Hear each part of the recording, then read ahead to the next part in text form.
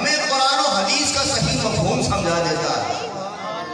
اور قرآن پڑھیے سورہ آل عمران میں حضرت عیسیٰ علیہ السلام فرما رہے ہیں رب تعالیٰ کے بندے ہیں، نبی ہیں. پیدا کرنے والا کون ہے؟ اللہ ہے. پیدا کرنے والا کون ہے؟ اللہ ہے.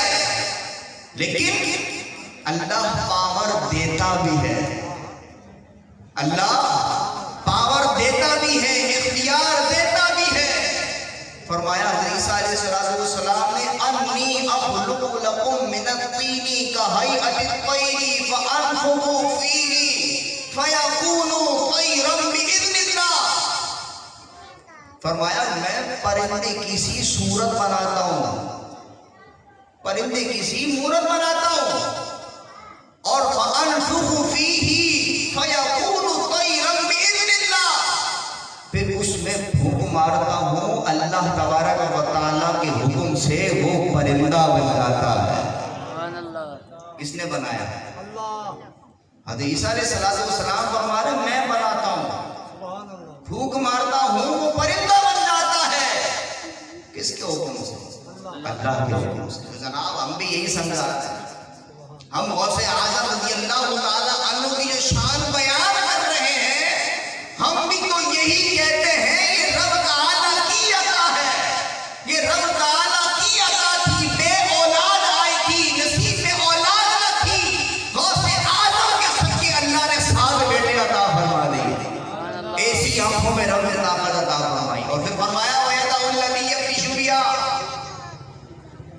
میں اس کے ہاتھ بن جاتا ہوں جس سے وہ پکڑتا ہے. پھر رب تبارک و تعالیٰ جس کے ہاتھ میں خاص پاور عطا فرما دے، خاص طاقت عطا فرما دے، پھر اس کی شان کیا ہوتی ہے؟ غوث پاک کا ایک مرید آ گیا شیخ ابو العباس، عرض خدمت ہوئے سیدی کثیر العیال ہوں، گھر کے افراد زیادہ ہے، کمانے والا ہے تو پورا نہیں پڑتا، کچھ کرم کرے، کچھ کرم فرمائیے. غوث پاک رضی اللہ تعالیٰ عنہ نے یہ جواب نہ دیا جاؤ رب سے ڈائریکٹ مانگو، رب سے ڈائریکٹ مانگو، رب تعالیٰ کے خزانے کھلے ہیں. لیکن رب تبارک و تعالیٰ نے غوث پاک رضی اللہ تعالیٰ عنہ پر کیسی عطا کی ہے یہ دکھانا تھا. حالانکہ آج جو یہ بات کرتے ہیں یہ سارے آپ کو ڈاکٹر کے پاس ضرور نظر آئیں گے. جناب شفا دینے والا تو رب ہے اور تم کہتے ہو فلاں ڈاکٹر کے ہاتھ میں بڑی شفا ہے. جب شرک نہیں ہوتا، جب اپنی زبان سے یہ جملہ کہہ رہے ہوتے فلاں گولی کھا لو بڑی اچھی ہے، جناب شفا تو رب دیتا ہے، آپ گولی کا کہہ رہے ہو. فلاں سیرپ بڑا اچھا ہے، فوری کھانسی میں آرام آتا ہے، فوری آرام آتا ہے. جناب کیا کہہ رہے ہو؟ شفا تو رب دیتا ہے. پھر 1.5 ہوشیار مولوی کہتا ہے اصل میں ذریعہ وہ بنتا ہے. تو جناب ہم بھی تو یہ سمجھا رہے ہیں بہت ذریعہ بنتا ہے، داتا ذریعہ بنتا ہے، خواجہ ذریعہ بنتا ہے. ہم بھی تو یہی سمجھا رہے ہیں. ہماری سمجھ میں نہیں آ رہی تو یہ عقلی دلیلیں سمجھ لو، یہ نقلی سہارے چھوڑ دو.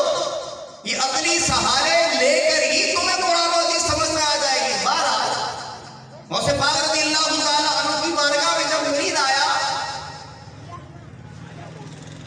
کثیر العیال ہونے کا اظہار فرمایا، میری کچھ مدد فرمائیے، کرم فرمائیے، اظہار فرمایا. غوث پاک رضی اللہ تعالیٰ عنہ نے تھوڑی سی گندم دے دی. اتنی گندم دی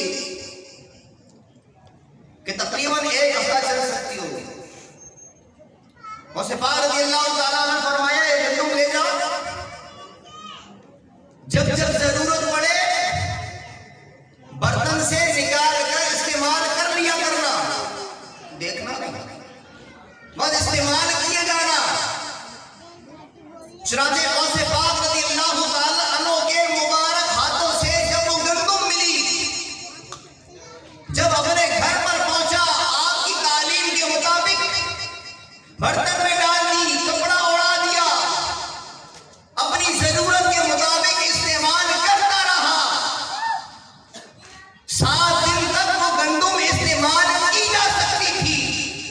ایک سال گزر گیا ختم نہیں ہوئی. سبحان اللہ.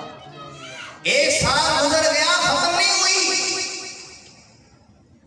جناب دوسرا سال لگ گیا, 2 سال گزر گئے, گندم ختم نہیں ہوئی.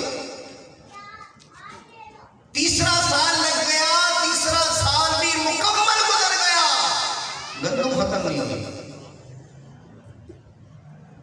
چوتھا سال لگ گیا, یہاں تک کہ 5 سال ہوئے.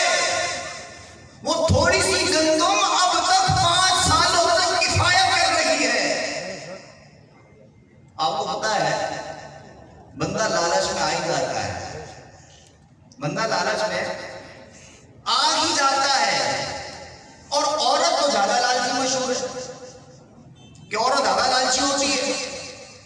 جناب اس مرید کی زوجہ نے کپڑا اٹھا ہی دیا کہ جناب 5 سال تو گزر گئے, آگے کے 5 سال کا کیا ہوگا, گزر جائیں گے یا نہیں. جیسے ہی کپڑا اٹھایا کیا دیکھتی ہے, جتنی گندم ڈالی تھی اب تک اتنی ہی باقی موجود ہے. اب چند دن گزرے تھے, گندم ختم ہو گئی. اب مرید بڑا پریشان ہوا, غوث پاک رضی اللہ تعالی عنہ کی بارگاہ میں آیا, عرض خدمت ہوا, یا سیدی آپ نے کرم کیا تھا, وہ کرم تو ختم ہو گیا. وہ عطا جو آپ نے فرمائی تھی وہ عطا تو ختم ہو گئی. اب دوبارہ پریشان ہو گیا ہوں. ماجرا یہ ہوا ہے, آپ نے جو تربیت فرمائی تھی, تعلیم فرمائی تھی, اس کا خلاف ہو گیا, پردہ اٹھا کے دیکھ لیا. اب گندم جتنا دن چلنی تھی اتنے دن چلی اور ختم ہو گئی. غوث پاک رضی اللہ تعالیٰ عنہ فرمانے لگے, اگر میری تعلیم کے مطابق استعمال کرتا, ساری زندگی استعمال کرتا, ختم نہیں ہوتی. سبحان اللہ. غوث پاک رضی اللہ تعالیٰ عنہ کے ہاتھ سے ملنے والی گندم میں اتنی طاقت آ گئی, اتنی برکت مل گئی تھی. اب غوث پاک رضی اللہ تعالیٰ عنہ کی کرامات جن کو نہیں سمجھ میں آتی, اس حدیث رسول کو کیسے سمجھائیں. چنانچہ اس مضمون کی بہت ساری روایات ہیں, بہت سارے کرامات ہیں, لیکن سب کو بیان نہیں کیا جا سکتا. چنانچہ آخری بات حدیث میں فرمایا, وَرِجْلَهُ الَّذِي يَمْشِي بِهَا, میں اس کے پاؤں بن جاتا ہوں, اس سے وہ چلتا ہے. کیسے پاؤں بنے؟ رب تعالیٰ نے کیسی طاقت عطا فرمائی. رمضان کا مہینہ آیا, رمضان کے مہینے میں غوث پاک رضی اللہ تعالیٰ عنہ کے مرید حاضر ہو گئے. عرض کرنے لگے, یا سیدی آج غریب خانے پر کرم فرمائیے. چنانچہ غوث پاک رضی اللہ تعالیٰ عنہ کا ایک مرید آیا, آپ نے دعوت قبول فرما لی. دوسرا مرید آیا, دوسرے کی دعوت قبول فرما لی. یہاں تک کہ 70 مرید آئے, آپ نے سب کی دعوت کو قبول کر لیا. افطاری کا وقت آیا, افطاری بھی ہو گئی. جب دوسرا دن آیا تو ہر مرید اپنی قسمت پر رشک کر رہا تھا اور بیان کر رہا تھا, جناب آج رات تو میری قسمت چمک گئی. پیر صاحب نے میرے گھر میں تشریف لا کر افطاری کی ہے. چنانچہ یہ ایک بیان کرنے والا نہ تھا, بلکہ کئی لوگ بیان کر رہے تھے کہ غوث پاک رضی اللہ تعالی عنہ نے میرے گھر آ کر افطاری کی ہے. وہیں پر غوث پاک رضی اللہ تعالی عنہ کے خادم کی تشریف فرما تھے. وہ کہنے لگے, جناب کیا باتیں کر رہے ہو؟ کوئی کہہ رہا ہے میرے گھر پیر صاحب افطاری کرنے آئے ہیں, کوئی کہہ رہا ہے میرے گھر پیر صاحب آئے ہیں. جناب سارے تم غلط فہمی میں ہو, پیر صاحب تو کل آستانے میں موجود تھے اور وہیں پر افطاری فرما رہے تھے. چنانچہ اب جس کا مسئلہ تھا اسی نے ابھی بنا. جس کا مسئلہ تھا اسی نے حل کرنا تھا. یہ سارے بارگاہ غوث اعظم میں حاضر ہو جاتے ہیں. یہ سارے بارگاہ غوث اعظم میں جب حاضر ہوتے ہیں عرض کرتے ہیں یا سیدی کل آپ نے میرے گھر بھی افطاری کی, اس کے گھر بھی افطاری کی, آستانے پر بھی افطاری کی, یہ ماجرا کیا ہے؟ غوث پاک رضی اللہ تعالی عنہ نے فرمایا تو سارے جو کہتے ہو سچ کہتے ہو, میں نے ساری جگہ جا کر افطاری کی ہے. سبحان اللہ. تو غوث پاک رضی اللہ تعالی عنہ کی ٹانگوں میں رب تعالیٰ نے کیسی پاور عطا فرمائی, آپ کے پاؤں میں کیسی پاور عطا فرمائی. وَرِجْلَهُ الَّتِي يَمْشِي بِهَا, میں اس کے پاؤں بن جاتا ہوں جس سے وہ چلتا ہے. جب رب تعالیٰ نے خاص طاقت عطا فرما دی تو غوث پاک رضی اللہ تعالیٰ عنہ کی ذات سے اس کرامت کا ملک ہوا. تو آج بہت سارے لوگ خصوصاً ہمارے نوجوانوں کو بزرگان دین سے دور کرنے کی کوشش کر رہے ہیں. سوشل میڈیا پر بہت سارے نام موجود ہیں اور ایک خاص شخص جس کا تو جملہ ہی یہ ہے بابے کوئی شے نہیں, بابوں کی کوئی اہمیت نہیں ہے. آپ قرآن اٹھا کر دیکھیں, قرآن پڑھ کر دیکھیں, آپ سورہ فاتحہ پڑھتے ہیں نماز میں. نماز آپ کس کی پڑھتے ہیں؟ نماز کس کی پڑھتے ہیں؟ نماز کس کی پڑھتے ہیں؟ آواز نہیں آئی. نماز کس کی پڑھتے ہیں؟ اللہ کی پڑھتے ہیں نا. نماز کسی کی اور کی جائز نہیں ہے. سجدہ صرف رب کو جائز ہے, اس کے علاوہ کسی کو جائز نہیں. جو لوگ اعتراض کرتے ہیں جناب مزاروں پہ جانا ناجائز ہے کیونکہ وہاں پر لوگ جا کے سجدے کرتے ہیں, جناب ہم سجدے کو جائز نہیں سمجھتے. جو جا کر جاہل سجدہ کرتا ہے وہ سنی نہیں ہے, وہ سنی نہیں ہے جو مزار میں جا کے سجدہ کرتا ہے. ہماری تعلیم تو یہ ہے, ہمارے بزرگوں نے ہمیں تو یہ سکھایا ہے. ہم تو حدیث رسول یہ بیان کرتے ہیں, پیارے محبوب نے فرمایا کہ اگر سجدہ اللہ کے علاوہ کسی کو جائز ہوتا تو وہ بیوی کو حکم ہوتا اپنے شوہر کو سجدہ کرے. ہم تو یہ حدیث بیان کرتے ہیں, ہم تو یہ تعلیم ہی نہیں دیتے جناب مزاروں میں جا کے سجدہ کرو.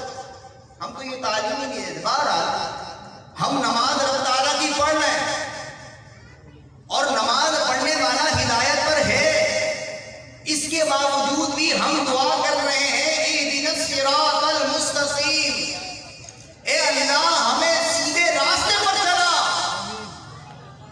آگے کیا دعا کر؟ نماز پڑھ لینا, سیدھے راستے پر چل لیے نا جناب, لیکن پھر بھی رب تبارک و تعالیٰ کی بارگاہ میں ہم دعا کر رہے ہیں صراط الذین انعمت علیہم, مولا راستہ ان کا دکھانا, ان کے راستے پر چلانا جن پر تو نے انعام کیا. رب تعالیٰ نے انعام کس پر کیا؟ انعم اللہ علیہم من النبیین والصدیقین والشہداء والصالحین. اللہ فرما رہا ہے میں نے انعام جن لوگوں پر کیا ہے انہیں نبی کہتے ہیں. کیا کہتے ہیں؟ نبی کہتے ہیں, صدیق کہتے ہیں, شہید کہتے ہیں, والصالحین, اور انہیں نیک بندے کہتے ہیں. اب بتائیے اللہ تبارک و تعالیٰ نے انبیاء کرام علیہ السلام کو صالح نہیں بنایا, نیک نہیں بنایا, کہ جو اللہ تبارک و تعالیٰ نے جدا گانا طور پر صالحین کو ذکر فرمایا, والشہداء والصالحین. اللہ تبارک و تعالیٰ نے انبیاء کو ایسا صالح بنایا ہے کہ انبیاء کرام علیہ السلام تو معصوم ہے, گناہ ہو ہی نہیں سکتا, لیکن پھر بھی صالحین اس لیے بیان فرمایا ہے کہ غوث اعظم کی شان بیان کرے گا کہ رب تعالیٰ نے جن پر انعام کیا ہے, جنہیں صالحین فرمایا, تو میرے غوث اعظم صالح ہیں, میرے دادا علی حجویری صالح ہیں, خواجہ غریب نواز صالح ہیں. تو جناب والا قرآن تو ان بابوں کی شان بیان کر رہا ہے, آپ کہتے بابے کو شیخ. اور آگے چلیے, اللہ تبارک و تعالیٰ نے اپنی ذات کا مظہر انبیاء کرام علیہ السلام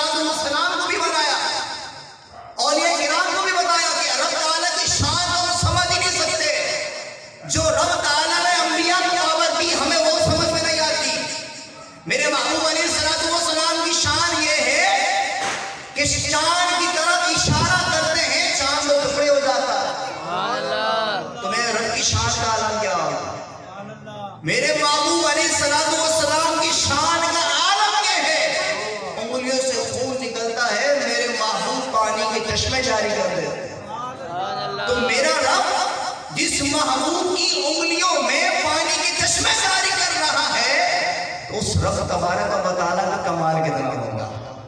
تو رب تبارک و تعالیٰ نے انبیاء کرام علیہ السلام کو، اولیاء کرام کو جو پاور عطا فرمائی ہے، ہمیں وہ سمجھ میں نہیں آ رہی، ہمیں رب تبارک و تعالیٰ کی ذات کا کیسے پتہ چلے گا؟ یہ رب تبارک و تعالیٰ کی قدرت کی نظارے ہمیں ان بزرگوں کی صورت میں نظر آ رہے ہیں۔ آج آپ صفا مروہ پہ جاتے ہیں، حج عمرہ کس کی عبادت ہے؟ اللہ کی عبادت ہے۔ اللہ کی عبادت ہونے کے باوجود بھی قرآن کہہ رہا ہے ان الصفا والمروہ من شعائر اللہ، کہ صفا اور مروہ یہ اللہ کی نشانیوں میں سے ہے۔ یہ اللہ کی نشانی کیوں بنا؟ کیا وجہ تھی؟ وجہ یہ تھی کہ حضرت حاجرہ رضی اللہ تعالی عنہا نے حضرت اسماعیل علیہ السلام کے لیے پانی تلاش کرنے کے لیے صفا مروہ کے 7 چکر لگائے تھے۔ چکر تو اللہ کی بندی نے لگائے تھے، لیکن وہ بندی بھی اللہ کی محبوب بندی تھی۔ اللہ تعالیٰ نے اپنی محبوب بندی کی اس ادا کو اتنا پسند فرمایا کہ اپنی عبادت بنا دی۔ جناب والا ادا بندی کی ہے، عبادت رب کی بندی ہے۔ تم کہتے ہو بابے کوئی شیخ، بابوں کی کوئی اہمیت ہی نہیں، کوئی اوقات ہی نہیں ہے۔ جناب قرآن صحیح پڑھ کر سمجھائیے، جو قرآن بیان کر رہا ہے اسے حقیقی طور پر بیان کیجیے۔ آج لوگ کہتے ہیں، قرآن پڑھ کر کہتے ہیں کہ جس چیز پر غیر اللہ کا نام آ جائے وہ ناجائز و حرام ہو جائے۔ قرآن پڑھتے ہیں وما اہل بہ لغیر اللہ، کیا پڑھتے ہیں؟ وما اہل بہ لغیر اللہ، کہ جناب اللہ کے علاوہ جس چیز پر کسی کا نام آ جاتا ہے وہ حرام ہو جاتی ہے۔ اسی لیے کہتے ہیں 11ویں کا لنگر کھانا حرام ہے۔ 11ویں کا جو نام آ جاتا ہے اس کھانے پر غوث اعظم کا نام آ جاتا ہے، اس لیے وہ ناجائز و حرام ہو جاتی ہے۔ آپ جو بھی نظر و نیاز کر رہے ہیں اس پر غیر اللہ کا نام آ جاتا ہے، ناجائز و حرام ہو جاتی ہے۔ یہ قرآن